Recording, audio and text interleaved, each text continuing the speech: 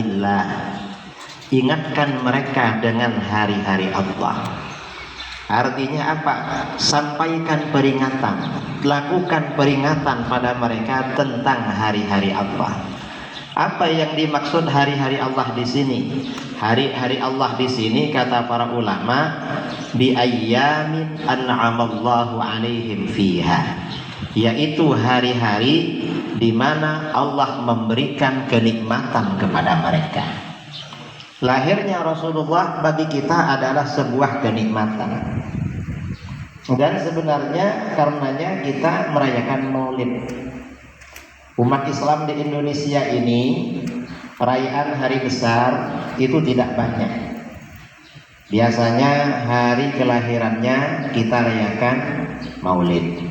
Nanti bulan Rajab, perjalanan terpenting dan terpanjang baginda Rasulullah SAW, kita rayakan Isra Mi'raj. Nanti bulan Ramadan, turunnya anugerah yang paling agung yaitu Al-Quran, dirayakan Nuzulul Quran. Kemudian beberapa bulan kemudian bulan Muharram, tahun baru Islam. Hanya 4 yang dirayakan. Padahal peristiwa-peristiwa penting dalam kehidupan Rasulullah SAW itu tidak hanya 4, tapi cuma 4 yang dirayakan. Apa saja? Banyak sekali. Ini hanya diambil yang paling penting, yang 4. Sebenarnya lebih dari 4 peristiwa penting. Misalnya seperti dalam kehidupan Rasulullah terjadi peristiwa penting namanya Fathu Makkah, penaklukan kota Mekah. Penaklukan kota Mekah ini bagi bangsa kita mirip dengan proklamasi kemerdekaan 17 Agustus. Penaklukan kota Mekah. Juga ada yang namanya Bai'atul Aqabah, pembaiatan Aqabah. Ini Bai'atul Aqabah ini kalau di negara kita mirip dengan Sumpah Pemuda. Ada juga Sumpah Pemuda, cuma Bai'atul Aqabah kalau di dalam Islam. Di dalam juga dalam perjalanan Rasulullah ada juga peperangan yang namanya Sulhul Hudaybiyah, perdamaian Hudaybiyah. Ada juga Ghazwatul Khandaq, peperangan Khandaq, peperangan yang menggunakan strategi menggali parit. Ada juga peperangan pada masa Rasulullah yang disebut dengan perang Badar, Ghazwatul Badrin.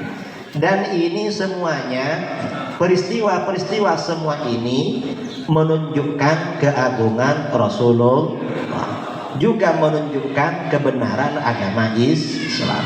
Ini contoh perang Badar. Perang Badar ini saudara di dalam Al-Quran disebut dengan Yaumal Furqan. Apa Yaumal Furqan itu? Yaumal Furqan itu artinya hari yang memisahkan, yang membedakan. Mengapa dikatakan hari yang membedakan, yang memisahkan, memutuskan? Karena dalam perang Badar umat Islam diberi kemenangan oleh Allah semata-mata karena Islam itu benar, bukan karena apa. Mengapa?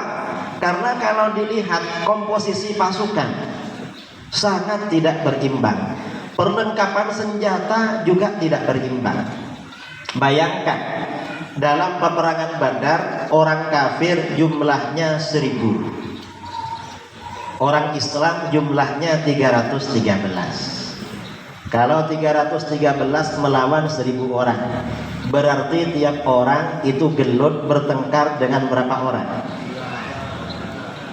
3. Saudara kalau sendirian ya jalan, ketemu orang kafir 3 orang, diajak gelut, kira-kira mau? Mungkin mau, tapi tunggu dulu, mau cari kawan 2 orang dulu. Ini jumlahnya tidak imbang. Umat Islam 313, orang kafir 1000. Persenjataan juga tidak imbang. Orang musyrik yang 1000 orang kendaraannya lengkap, Orang Islam yang berkendaraan kuda waktu itu cuma satu orang, lainnya memilih jalan kaki. Senjatanya juga tidak imbang. Orang musyrik persenjataannya lengkap. Umat Islam yang membawa pedang untuk perang hanya 8 orang. Itu pun yang tajam cuma 2, yang lain tak tajam. Karenanya begitu dua pasukan ini berhadap-hadapan, Rasulullah SAW berdoa kepada Allah memaksa, sampai-sampai selendangnya jatuh. Doa beliau, Allahumma intahlik hadhil isabah falan tu'bada ba'dal yaum. Ya Allah, kalau pasukan saya ini hancur hari ini, maka setelah hari ini tidak ada lagi yang beribadah kepada Engkau. Doa diulang-ulang sampai-sampai selendangnya jatuh. Rasulullah berdiri. Akhirnya perang. Ternyata bagaimana? Walaupun tidak berimbang, umat Islam dalam perang Badar oleh Allah diberi kemenangan. Berapa yang gugur? Umat Islam yang gugur sebagai syahid 14 orang dalam perang Badar. Orang kafir yang mati terkapar berapa? 70 orang. Dan orang kafir yang ditangkap, dijadikan tawanan, dibawa ke Madinah berapa? 70 orang. Ini perang Badar.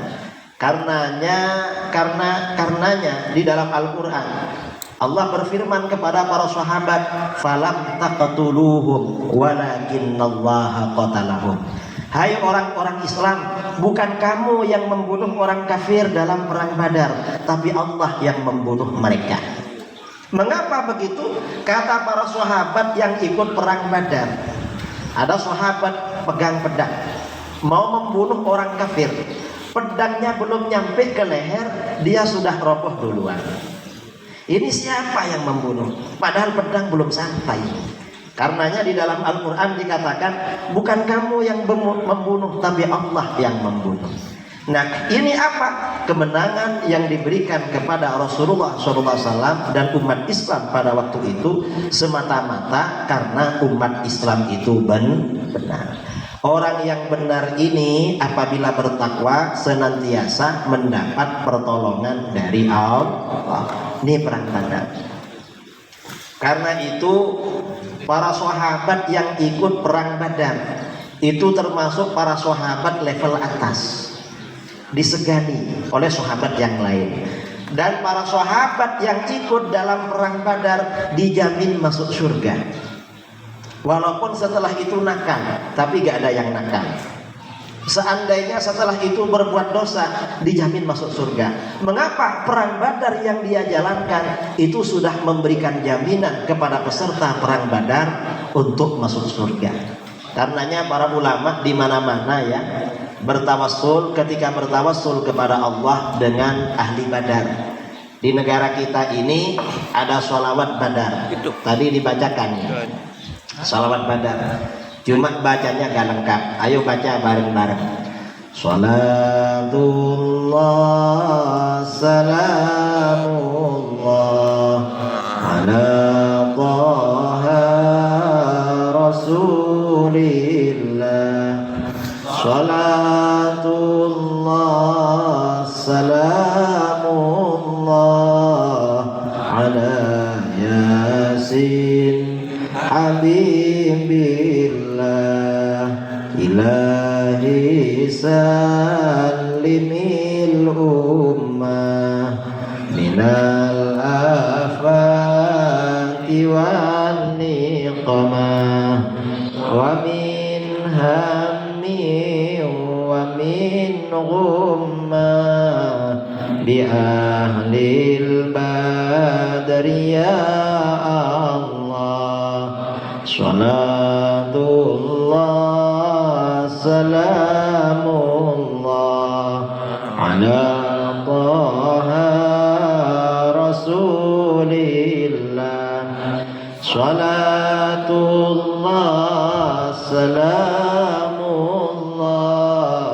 ala yasin habibillah. Artinya apa? Sejak awal umat Islam itu diberi kemenangan oleh Allah semata-mata karena pertolongan Allah, dan Allah selalu memberikan pertolongan kepada umat Islam. Karena kalau peperangan, kemenangan itu standarnya jumlah pasukan lebih banyak, persenjataan lebih lengkap. Dari dulu umat Islam kalah terus, tetapi ternyata diberi kemenangan. Dan umat Islam dalam peperangan selalu begitu, jumlahnya selalu kalah. Kira-kira dari perang Badar itu, perang Badar ini tahun 2 Hijriah, lalu kemudian sekitar tahun 7 Hijriah, 5 tahun kemudian, 5 tahun kemudian, kira-kira 5 tahun kemudian, Rasulullah SAW mengutus beberapa utusan mengantarkan surat kepada raja-raja sekitar Jazirah Arab.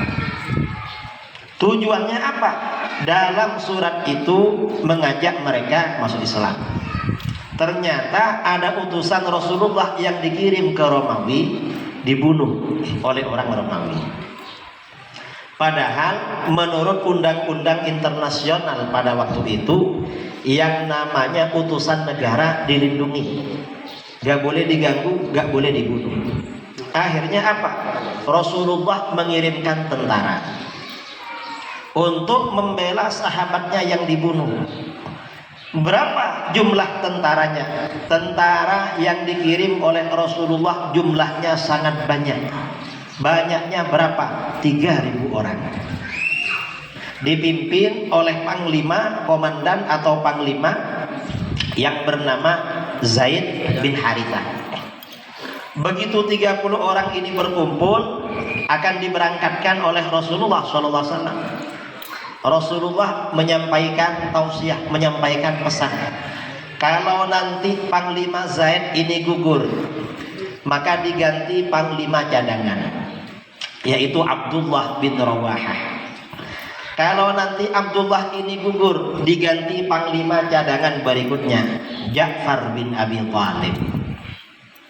Tidak seperti biasanya Rasulullah ngirim pasukan ya berangkat. Sekarang ini disiapkan panglima cadangan. Ada apa ini? Akhirnya berangkat 3.000 orang itu dari Madinah. Begitu sampai di daerah namanya Mu'tah. Peperangan ini disebut dengan perang Mu'tah. Sampai di daerah Mu'tah, Mu'tah ini sekarang termasuk bagian dari negara Yordania.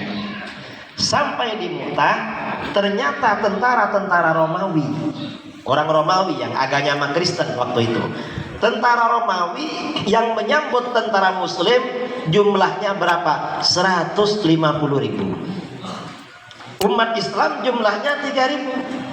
Kita ini semakin banyak, musuhnya tambah banyak, bukan tambah sedikit. Karena di dunia memang orang non muslim lebih banyak.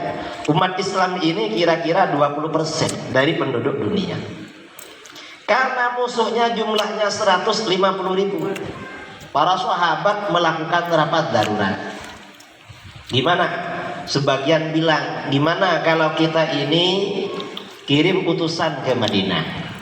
Untuk apa? Minta bantuan tambahan pasukan kepada Rasulullah. Sebagian bilang begitu.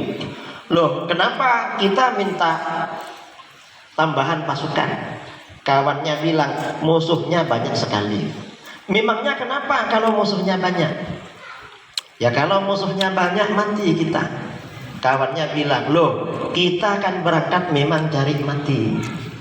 Kenapa setelah mati ada di depan mata kita ragu-ragu? Ya dah kalau begitu kita perang. Akhirnya perang. Hari pertama panglima pasukannya gugur. Panglimanya gugur, Zaid bin Harithah. Dulu itu perang itu siang hari, kalau malam sama-sama istirahat. Karena besoknya perang lagi. Hari kedua, perang kedua dipimpin oleh panglima cadangan, Abdullah bin Rawahah. Ternyata hari kedua panglimanya gugur lagi. Hari ketiga dipimpin panglima cadangan berikutnya, Ja'far bin Abi Thalib. Hari ketiga panglimanya gugur lagi. Akhirnya malam-malam para sahabat rapat, gimana kita ini gak punya pimpinan, gak punya panglima, dan kita pesan Rasulullah harus punya panglima. Akhirnya bagaimana? Para sahabat bersepakat agar tongkat komando panglima diserahkan kepada Khalid bin Walid. Waktu itu Khalid bin Walid baru masuk Islam. Cuman Khalid bin Walid ini terkenal ahli strategi perang. Ahli strategi perang. Begitu tongkat komando diserahkan kepada Khalid bin Walid, apa kata Khalid? Kalau saya diminta jadi komandan, jadi panglima, kalian siap mengikuti perintah saya? Siap dan. Kalau begitu kebijakan saya besok kita pulang. Loh, kok pulang dan? Ya, kita pulang. Kita kalau melanjutkan perang kewalahan, musuh terlampau banyak. Tapi walaupun pulang, kita ini pulang tidak akan menundukkan kepala. Kita tetap meninggikan kepala. Mereka takut. Gimana kita akan ini? Karena perang ini memang tipu daya. Akhirnya bagaimana? Instruksi dari Panglima Khalid bin Walid, pasukannya posisinya diacak, dipindah-pindah. Kemarin yang ada di sayap kanan pindah kiri, yang ada di sayap kiri pindah kanan, yang ada di barisan depan pindah belakang, yang belakang pindah depan. Pokoknya tempatnya pindah-pindah. Lalu yang belakang diberikan instruksi, yang ada di baris belakang malam ini mundur yang jauh, kira-kira gak kelihatan. Terus besok pagi ketika pasukan ini berhadap-hadapan, yang belakang suruh maju pelan-pelan, jangan cepat-cepat. Mengapa? Karena kalau mereka sudah maju dan kelihatan tentara musuh, yang di depan akan mundur ke belakang. Setelah gabung kita pulang bareng-bareng. Besok paginya ketika dua pasukan berhadap-hadapan, tentara Romawi tercengang, terkejut. Mengapa? Dalam pikiran mereka, ini kok orang baru ini, mana yang kemarin? Dikira orang baru, padahal tempatnya aja dirubah. Jadi tentara Romawi gak berani maju karena dianggap ini orang baru. Begitu mereka melihat tercengang, dianggap pasukan baru, tiba-tiba dari belakang muncul tentara. Tentara Romawi tambah terkejut, loh dapat bantuan katanya. Padahal bukan bantuan, kawannya sendiri suruh mundur. Begitu di belakang ini mulai muncul, Sayyidina Khalid bin Walid menarik pasukannya, ngajak pasukannya mundur pelan-pelan. Tentara Romawi diam, gak berani nyerang walaupun jumlahnya berapa kali lipat itu. 150 dibanding 3. Itu berkali-kali lipat. Dibiarkan. Begitu mundur ke belakang, lalu bergabung dengan pasukan yang belakang, Sayyidina Khalid bin Walid ngajak pasukannya pulang pelan-pelan. Pulang. Dan itu tentara Romawi gak berani mengejar. Mengapa gak berani? Dalam peperangan 3 hari, para sahabat yang gugur waktu itu hanya sekitar 50 orang. Sementara tentara Romawi yang mati tidak terhitung jumlahnya. Bayangkan kalau 3.000 orang, tiap orang membunuh 1 orang, berapa ribu tentara Romawi yang mati? Kan sudah 3.000. Padahal Sayyidina Khalid bin Walid saja, kata beliau, saya sehari dapat 3. Jadi karena 3 hari dapat 9. Karena dulu perangnya ya memang 1 lawan 1, pakai pedang gitu, kadang pakai panah. Nah ini artinya apa? Dari dulu memang umat Islam ini diberi kemenangan bukan karena jumlah pasukan dan bukan karena perlengkapan persenjataan, tetapi semata-mata karena pertolongan Allah. Ini namanya saudara peringatan hari besar Islam. Ini ada adik kita yang lagi menangis. Kalau perang nggak boleh nangis itu. Ya karena masih anak-anak menangis. Nanti kalau sudah besar gak nangis. Nah kemudian mengapa kita ini merayakan peringatan Maulid? Peringatan Maulid ini tujuannya adalah agar kita mencintai Rasulullah. Mengapa kita mencintai Rasulullah? Cinta Rasul itu hukumnya wajib. Orang gak boleh gak cinta sama Rasulullah. Kalau gak cinta berarti bukan orang Islam. Harus cinta. Rasulullah SAW bersabda, la yu'minu ahadukum hatta akuna ahabba ilaihi min walidihi wa waladihi wan nasi ajma'in.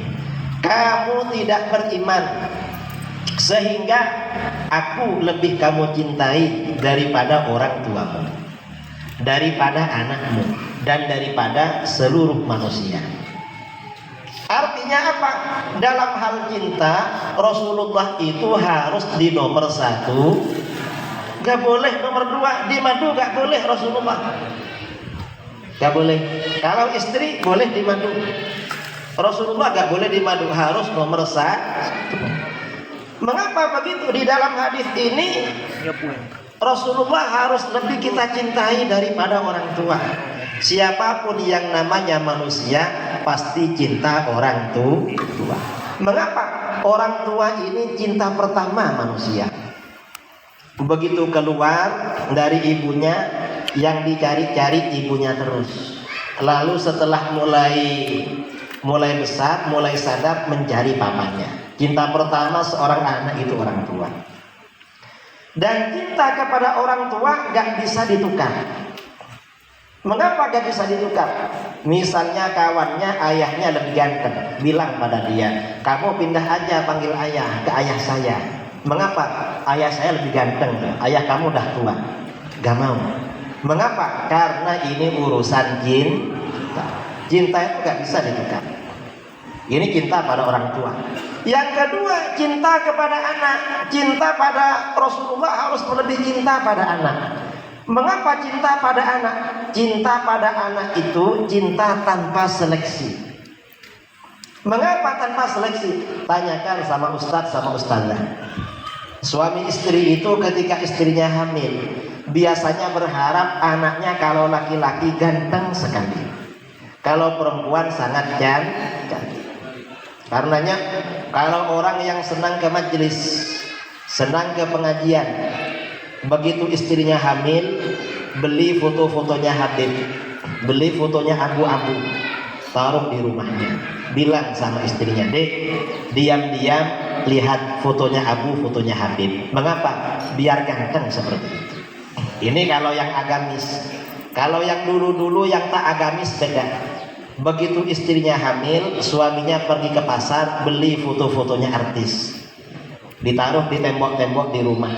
Istrinya suruh lihat fotonya artis biar ganteng, inginnya ganteng. Setelah keluar ternyata anaknya biasa-biasa. Loh, tidak seganteng yang diharapkan, tidak secantik yang diharap.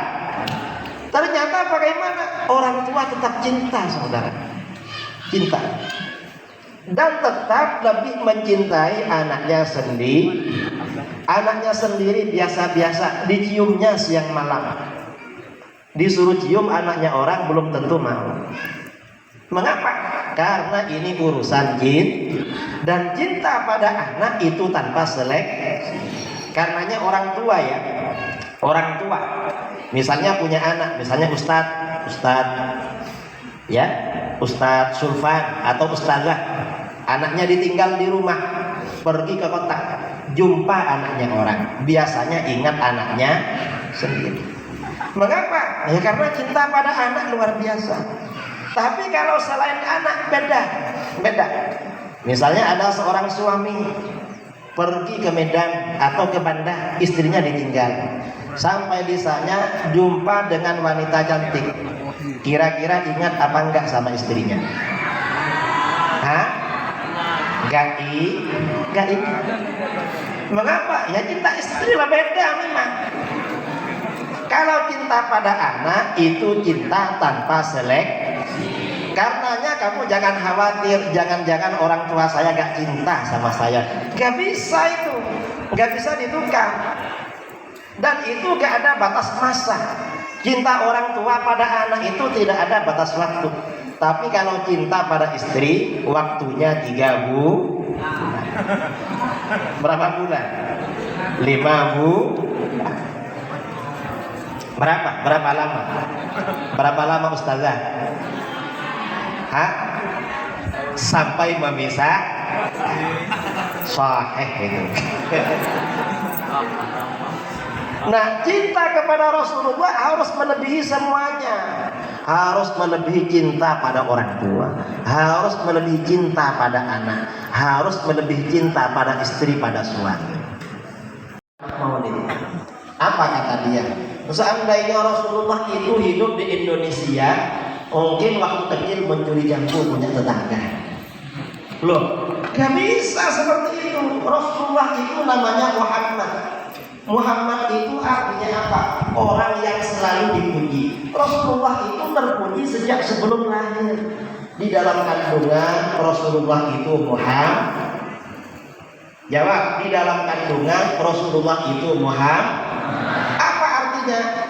Orang yang terpuji. Kata ibunya Siti Aminah, di dalam kandungan gak pernah mual-mual, gak pernah merasa sakit, kandungannya ringan sekali. Ini beda.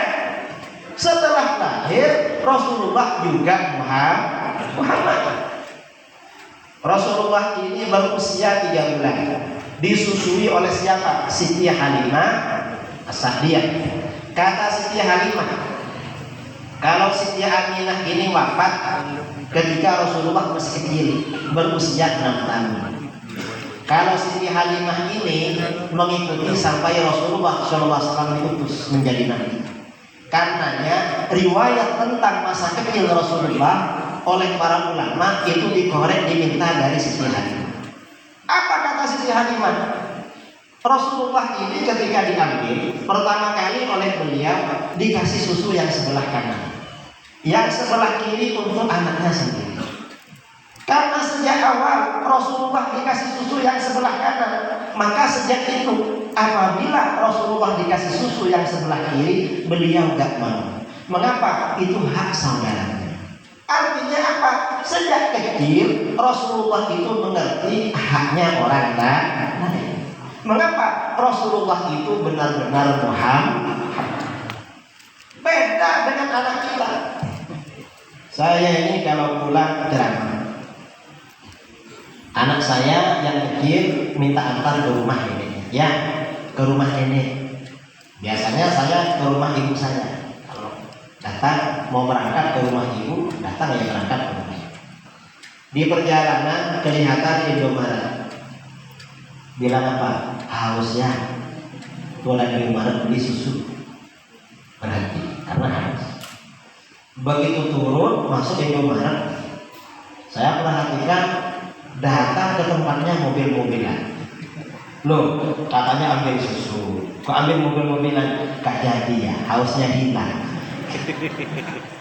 Padahal saya kasih nama Muhammad. Ini namanya Muhammad, masih hanya beli mobil-mobilan. Habis itu ke rumah neneknya. Sampai di rumah neneknya, sepupu-sepupunya punya mobil-mobilan. Kalau ada yang lebih bagus dibawanya pulang. Loh, ini sudah beli karena kurang bagus ditukar, ambil punya saudaranya. Padahal sudah dikasih nama Muhammad. Ya beda. Beda. Rasulullah dengan orang lain beda. Ini contoh lagi ya. Ada orang ngomong, ya sembarangan dia bicara. Apa kata dia? Rasulullah itu waktu kecil gak terurus. Karenanya mukanya imusan, kotor. Loh gak betul itu. Rasulullah itu gak sama dengan orang lain.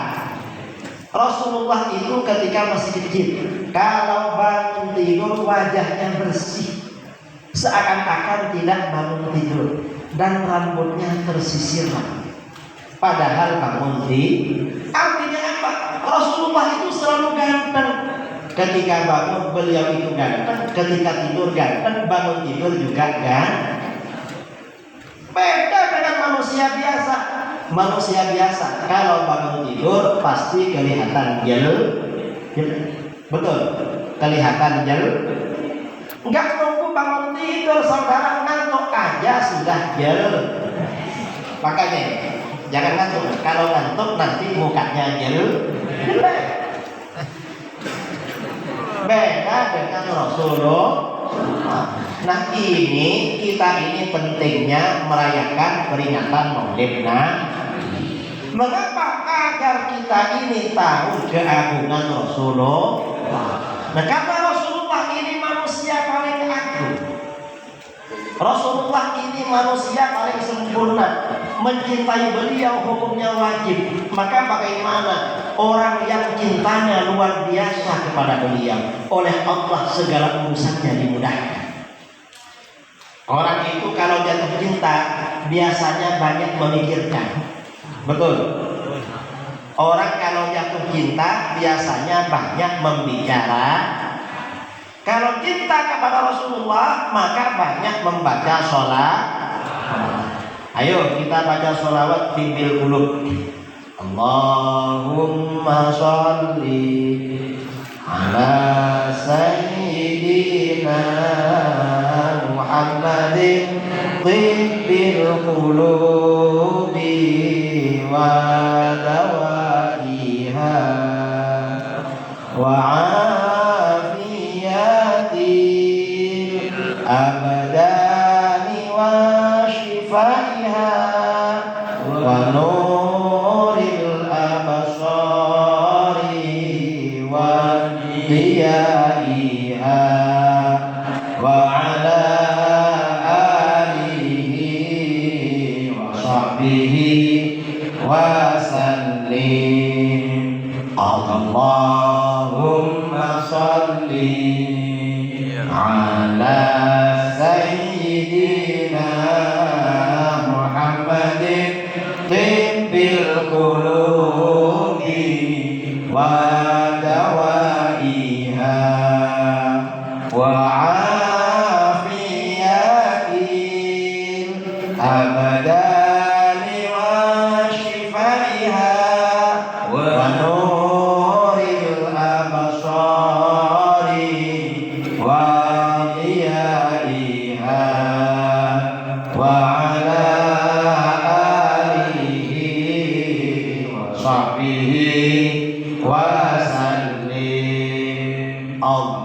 Allahumma salli ala sayyidina Muhammadin tibbil qulubi wa dawaiha wa afiyati abadani wa shifaiha wa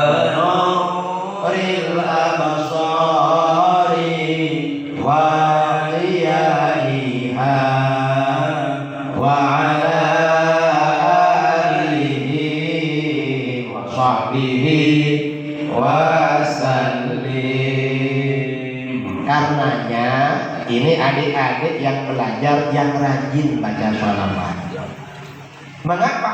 Orang yang rajin baca sholawat urusannya dimudahkan oleh Allah, impian dan cita-citanya dimudahkan oleh Allah. Ini ada cerita. Ada ulama besar. Kalau orang belajar hidayah, belajar di pondok, kalau sudah senior, biasanya oleh gurunya dikasih amalan sholawat. Sholawat dalailul khairat. Itu biasanya di pondok untuk santri senior. Siapa yang mengarang? Ini karangan Imam Jazuli. Mengapa Imam Jazuli mengarang dalailul khairat? Setelah Imam Jazuli menjadi ulama besar, orang-orang dari mana-mana ramai berkunjung pada beliau mencari keberkahan. Suatu ketika Imam Jazuli bepergian. Di perjalanan karena masuk waktu sholat singgah di masjid mau sholat. Karena gak punya wudhu, beliau cari air. Gak jauh dari masjid ada sumur. Itu abad ke-9 Hijriah, kira-kira 600 tahun dari sekarang. Akhirnya menghampiri sumur. Setelah menghampiri sumur, ternyata airnya dalam. Airnya dalam, gak ada timba, gak ada tali. Akhirnya beliau kesana kemari dari timba jadi tali. kamu. Tiba-tiba ada seorang anak perempuan masih remaja, mungkin usia SMP, memanggil-manggil Imam Jazuli. Abu nyari apa? Kok macam kebingungan? Saya nyari timba, cari tali. Untuk apa Abu? Mau menimba air, mau butuh. Oh sini Abu, siapa? Sini ke sumur. Imam Jazuli menghampiri sumur. Sampai di atas sumur, anak remaja tadi berkata pada sumur, ayo naik ke atas. Ini ada aku, ini ulama besar. Ini ada aku mau berwudu. Ayo naik. Air itu naik ke atas sampai sumur meluap. Silahkan kamu berwudu. Imam Jazuli berwudu, tapi beliau merasa malu. Saya ini ulama besar, gak bisa begini. Ini anak-anak, ini bisa panggil air. Akhirnya apa? Selesai berwudu bertanya pada anak itu, kamu ini kok bisa panggil air? Apa amalan yang kamu lakukan? Saya gak bisa. Apa kata anak perempuan itu? Kata anak perempuan itu, Abu, saya ini walaupun masih anak-anak gak pernah berhenti baca sholawat. Memang anak tersebut selalu baca sholawat, gak pernah berhenti. Karenanya kata anak itu, apa saja Abu dipanggil saya ikut loh. Ayo, Abu tadi saya panggil datang. Apalagi gimana? Ini orang banyak baca sholat. Karenanya kita ini perlu memperbanyak baca sholat. Nah, terakhir saya ingin memberikan motivasi. Apa? Orang belajar itu, orang yang masih belajar harus punya impian yang tinggi, harus punya cita-cita yang tinggi. Mengapa harus punya cita-cita yang tinggi? Karena orang yang sukses adalah orang yang cita-citanya tinggi. Ini ada cerita pada masa sahabat, setelah Rasulullah SAW wafat, ada 4 remaja duduk di depan Ka'bah, laki-laki semuanya. Yang 3 orang kakak beradik, yang 1 orang teman akrab mereka. Ketika 4 orang ini duduk-duduk, salah seorang di antara mereka ada yang nyeletuk, ada yang ngomong, liyalqur kullu wahidin minna ma yatamanna. Coba masing-masing kita mengutarakan apa cita-cita dan impiannya. Akhirnya apa? Kakak tertua dari 3 bersaudara, Abdullah bin Zubair, berkata, apa kata beliau? Saya bercita-cita menjadi khalifah. Khalifah itu sekarang presiden. Menjadi khalifah yang menguasai Mekah, Madinah, dan Irak. Harus saya kuasai. Ini kata Abdullah. Begitu Abdullah berkata begitu, kawannya yang bernama Abdul Malik bin Marwan berkata, saya bercita-cita menjadi khalifah, menguasai seluruh negara Islam. Seluruh negara Islam harus saya kuasai. Ini kata Abdul Malik bin Marwan. Lalu adiknya Abdullah, Urwah bin Zubair. Urwah ini sejak kecil anaknya khusyuk. Kata Urwah, saya bercita-cita menjadi ulama besar. Maka orang-orang yang belajar ilmu agama dari saya, kata Urwah. Lalu kakaknya Urwah, adiknya Abdullah yang bernama Mus'ab bin Zubair. Apa kata Mus'ab? Cita-cita saya ada 2. Apa? Yang pertama, saya gak perlu terlalu tinggi. Saya cukup jadi gubernur di Irak. Saya ingin jadi gubernur aja. Yang pertama. Yang kedua apa? Yang kedua, saya bercita-cita berpoligami. Apa poligami? Istrinya lebih dari satu. Setuju? Laki-laki? Yang siswi setuju? Bagus. Akhirnya apa? Ditanya oleh kawannya, Mus'ab ini macam ada yang diincar. Kamu incar siapa? Yang pertama kata Mus'ab, saya ingin menikahi Syarifah Sukainah, putrinya Sayyidina Husain, cucu Rasulullah SAW. Saya ingin dapat itu. Satunya lagi lagi siapa? Yang satunya lagi, saya ingin melamar Aisyah binti Talhah bin Ubaidillah. Aisyah ini di Madinah terkenal sangat cerdas dan cantik. Dianggap paling cantik, paling cerdas. Perempuan itu kalau cerdas, cantik, laki-laki sepakat berminat. Gak ada yang gak setuju. Kalau cuma cantik, ya lumayan lah ada yang berminat. Kalau cuma cerdas, ada juga peminatnya. Tapi kalau cantik dan cerdas, semuanya sepakat. Akhirnya waktu berjalan. Kalau sinetron itu 10 tahun kemudian. Ini bukan 10 tahun, 50 tahun. Tahun 65 Hijriah, Khalifah Yazid bin Muawiyah meninggal dunia. Sebelum meninggal, Khalifah Yazid ini mengeluarkan surat wasiat. Apa wasiatnya? Nanti pengganti saya adalah putra mahkota anak saya Muawiyah bin Yazid. Begitu Yazid meninggal, maka segera anaknya sang putra mahkota Muawiyah bin Yazid dilantik menjadi khalifah. Cuma setelah dilantik, Muawiyah bin Yazid ini merasa tidak sanggup. Saya gak sanggup, gak siap menjadi khalifah. Karena itu saya menyatakan diri meletakkan jabatan. Pembaiatan kalian saya kembalikan, saya mengundurkan diri. Khalifahnya mengundurkan diri. Kira-kira dapat 2 bulan beliau meninggal dunia. Setelah Muawiyah meninggal dunia, dunia Islam vakum, pemerintahan gak punya khalifah. Akhirnya apa? Abdullah bin Zubair melalui tim suksesnya tampil menjadi khalifah. Penduduk Mekah dan Madinah dan Irak semuanya baiat pada beliau sesuai dengan cita-cita. Nah, negara Islam pada waktu itu bukan hanya Mekah, Madinah dan Irak, tapi sampai ke Syam. Syam itu Syria, Yordania, Lebanon, Palestina dan Mesir. Penduduk Syam ini membaiat. Waktu itu penduduk Syam dipimpin oleh penguasa yang bernama Marwan bin Al-Hakam. Marwan ini kirim utusan kepada Abdullah akan baiat, akan gabung. Ternyata apa? Kata Abdullah bin Zubair, Marwan bin Hakam tidak usah gabung dengan saya, tapi perang. Mengapa? Abdullah bin Zubair sakit hati. Kira-kira 30 tahun sebelumnya Marwan ini membunuh ayah beliau, yaitu Sayyidina Zubair bin Awwam dalam perang Jamal. Karenanya gak mau baiat tapi perang. Akhirnya perang.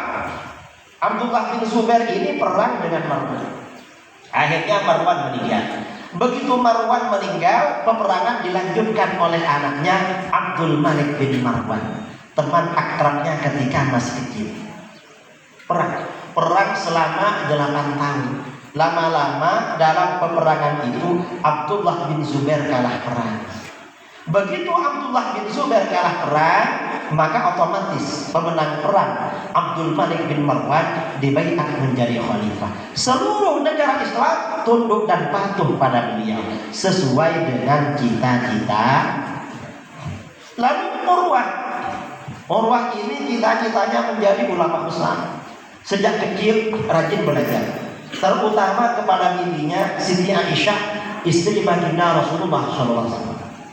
Karena rajin belajar, usianya belum 20 tahun, Urwah ini sudah menjadi salah satu ulama ternama dan termuda di kota Madinah. Orangnya masih muda, tapi sudah dianggap paling alim. Usianya belum 20 tahun, belajar. Lalu adiknya Abdullah yang bernama Mus'ab. Mus'ab ini cita-citanya ada 2. Apa? Yang pertama ingin menjadi gubernur. Begitu abangnya Abdullah menjadi khalifah, adiknya dipanggil. Adik, kamu berangkat ke Irak. Ada apa bang? Ini SK-nya, kamu jadi gubernur. Jadi gubernur. Karena kakaknya yang menjadi khalifah. Lalu Mus'ab ini cita-citanya 2. Satunya, yang kedua adalah poligami. Begitu Mus'ab ini ngelamar Syarifah Sukainah, cucunya Rasulullah, diterima. Mengapa diterima? Mus'ab ini terkenal ganteng. Orangnya ganteng dan keluarga bangsawan. Ibunya bernama Asma binti Abi Bakar As-Siddiq. Jadi Mus'ab ini cucunya Sayyidina Abu Bakar. Ayahnya bernama Zubair bin Awwam. Zubair ini putranya Sofiyah binti Abdul Muttalib. Sofiyah ini kakaknya Abdullah bin Abdul Muttalib, ayahnya Rasulullah. Jadi Zubair ini ada hubungan lisan, sepupu dengan Rasulullah. Karenanya begitu melamar Sukainah diterima. Habis itu karena masih kurang, ada orang cantik, cerdas di Madinah, Aisyah binti Tolha dilamar jadi istri nomor 2. Diterima. Mengapa? Karena yang ngelamar orang ganteng. Kalau ngelamar gak boleh ditolak, walaupun jadi nomor 3. Pokoknya gak setuju. Gak setuju. Ya gak apa-apa lah. Kalau yang perempuan gak ingin dipoligami, kalau yang laki-laki ingin berpoligami. Nah ini ingin, jangan masih belajar sekarang. Ini artinya apa? Cita-cita itu penting pada masa-masa belajar. Dan orang ini cita-citanya harus jangan merendah cita-citanya. Mengapa? Orang yang cita-citanya tinggi insya Allah tercapai. Mengapa tercapai? Allah senang. Rasulullah SAW bersabda, Innallaha yuhibbu ma'aliyal umur wa yakrahu safsafaha. Allah mencintai cita-cita yang tinggi. Allah senang cita-cita yang luhur. Allah gak suka cita-cita yang rendah. Karena Allah senang cita-cita yang luhur, ditolong oleh Allah. Karenanya dari sekarang ditata cita-citanya. Kamu ini belajar di mana? Insan cendekia, besok ingin jadi apa? Jangan nanggung. Ditanya, kamu cita-citanya apa? Saya ingin menjadi pedagang. Dagang apa? Dagang mie Aceh misalnya. Wah, ini yang kurang tinggi lah. Paling enggak yang buka showroom, misalnya jadi posnya mobil. Pokoknya nanti mobil di Aceh harus punya saya semua. Kalau jadi pengusaha harus punya cita-cita yang tinggi. Dan kata para ulama, kalau punya cita-cita sebaiknya dicatat. Dicatat di mana? Mungkin di bukunya, mungkin di buku catatan, atau mungkin di almarinya tempat baju-bajunya. Mengapa? Keinginan yang ditulis 80% berhasil. Keinginan yang ditulis 80% berhasil. Kalau nggak berhasil, mungkin meninggal duluan. Ya nggak apa-apalah, itu namanya nasib. Yang terakhir ya, kita ini merayakan Maulid. Orang yang merayakan Maulid ini kata para ulama faedahnya ada 2. Apa? Yang pertama, innahu amanun fi dzalikal 'am. Orang yang merayakan Maulid selama setahun oleh Allah diberi keamanan. Mudah-mudahan selama setahun ini kita aman-aman saja.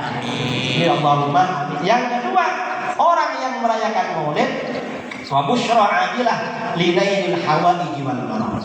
Maulid Nabi ini kabar gembira, sebentar lagi hajat-hajat dan impian kita akan dikabulkan oleh Allah. Amin Allahumma.